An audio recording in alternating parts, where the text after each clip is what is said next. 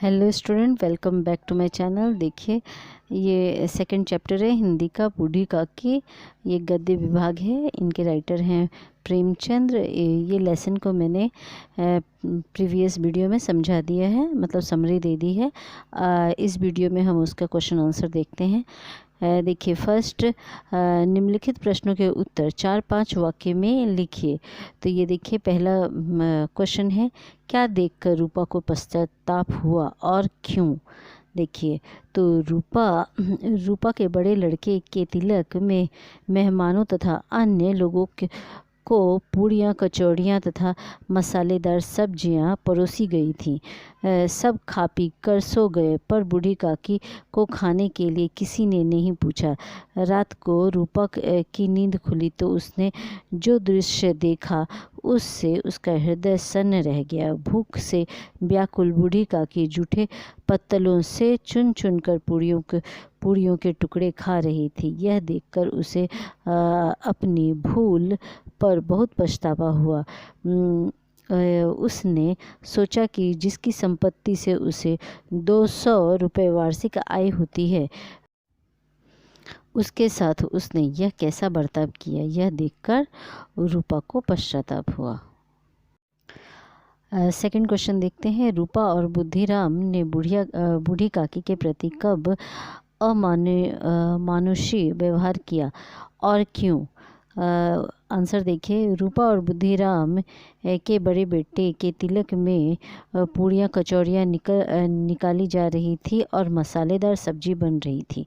घी और मसालों की सुगंध चारों ओर फैल रही थी। बूढ़ी काकी को यह सुगंध बेचैन कर रही थी। वे रेंगते रेंगते कड़ाहा के पास पहुंच गई थी। इस पर रूपा आग बबूला हो उठी थी और उसने काकी को दोनों हाथों से झटक कर उनको बहुत जलील किया था। इसके बाद एक बार फिर बूढ़ी काकी भोजन की आस में सरकते हुए आंगन में आ गई थी, पर मेहमान तब तक भोजन कर रहे थे।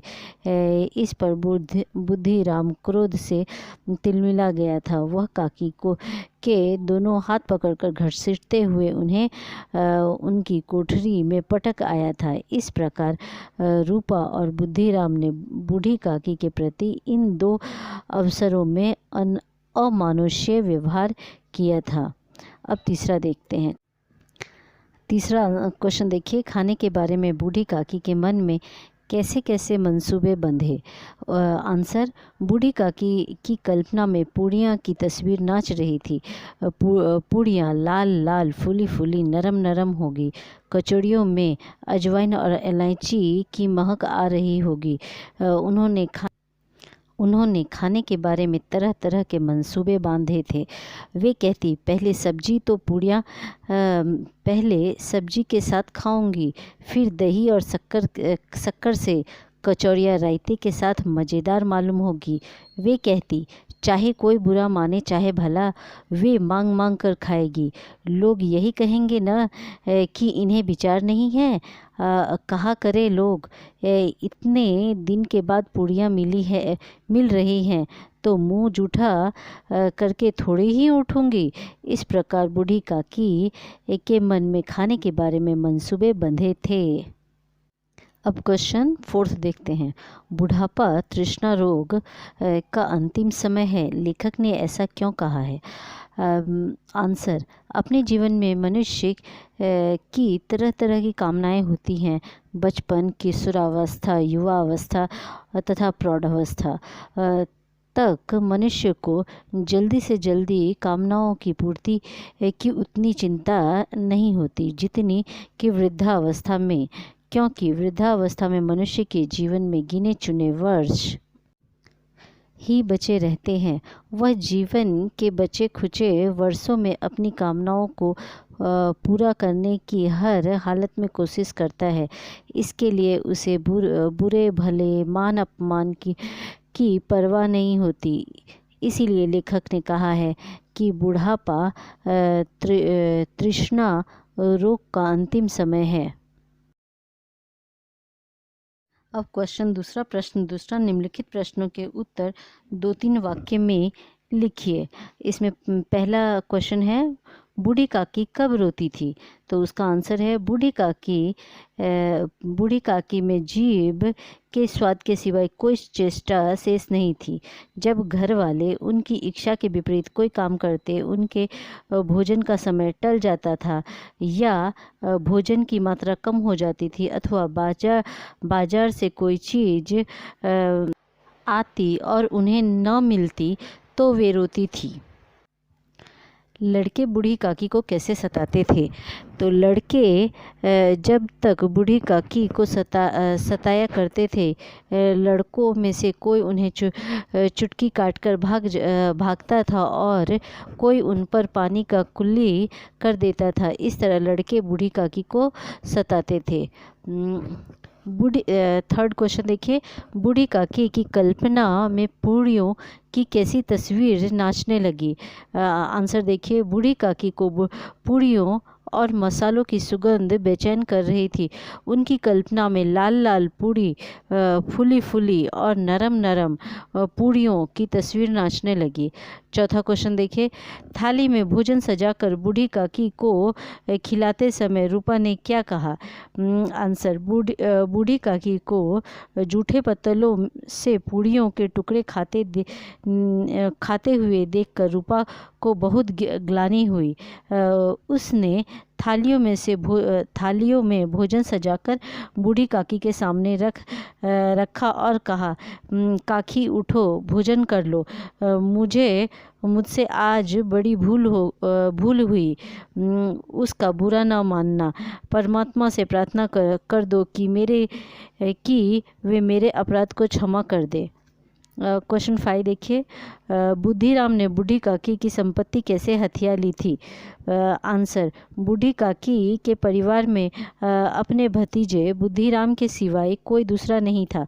बुद्धिराम ने बूढ़ी काकी से खूब लंबे चौड़े वादे किए और उन्हें तरह तरह की सब्ज बाग दिखाए।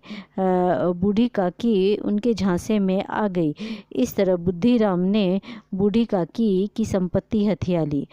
तीसरा क्वेश्चन देखिए, निम्नलिखित कथनों की आशय स्पष्ट कीजिए। पहला क्वेश्चन, बुढ़ापा बहुधा बचपन का पुनरागमन हुआ करता है। उत्तर देखिए, कहते हैं बुढ़ापा बचपन का ही एक रूप है। वृद्धावस्था में मनुष्य की हरकतें बच्चों जैसी होती है। वृद्धावस्था में मनुष्य के अंग प्रत्यंग कमज़ोर हो जाते हैं और उन्हें बच्चों की तरह दूसरों का सहारा लेना पड़ता है। दिमाग कमज़ोर हो जाता है और याददाश्त बच्चों की तरह हो जाती है। दांत गिर जाते हैं और मनुष्य का मुंह बच्चों की तरह पोपला हो जाता है। बच्चों की तरह वृद्धों को मान अपमान की परवाह नहीं होती। जैसे बच्चों की बात पर ध्यान नहीं दिया जाता, उसी प्रकार वृद्धों की बातों पर भी ध्यान नहीं दिया जाता। उनकी इच्छा अनिच्छा का भी कोई महत्व नहीं होता। वृद्धावस्था और बचपन की अधिकांश बातों में समावेश होती है। इसीलिए कहा जाता है कि बुढ़ापा बहुधा बचपन का पुनरागमन होता है। अब सेकंड क्वेश्चन देखिए, लड़कों का बूढ़ों से स्वाभाविक विद्वेष होता ही है। आंसर देखिए, लड़कों और बूढ़ों के बीच में पीढ़ियों का अंतर होता है। हर बात के संबंध में दोनों की सोच में अंतर होना स्वाभाविक है। अधिकांश बूढ़े किसी बात को अपने ढंग से सोचते हैं और उसके बारे में उनकी अपनी धारणा बनी होती है। हर बात को अपने इस पैमाने पर कसने का ये प्रयास करते हैं, जबकि नई पीढ़ी के लड़कों की सोच नए ढंग की होती है। इसीलिए दोनों के विचारों में टकराव होना स्वाभाविक है। इस अर्थ में लड़कों और बूढ़ों में स्वाभाविक विद्वेष होता ही है। Thank you watching my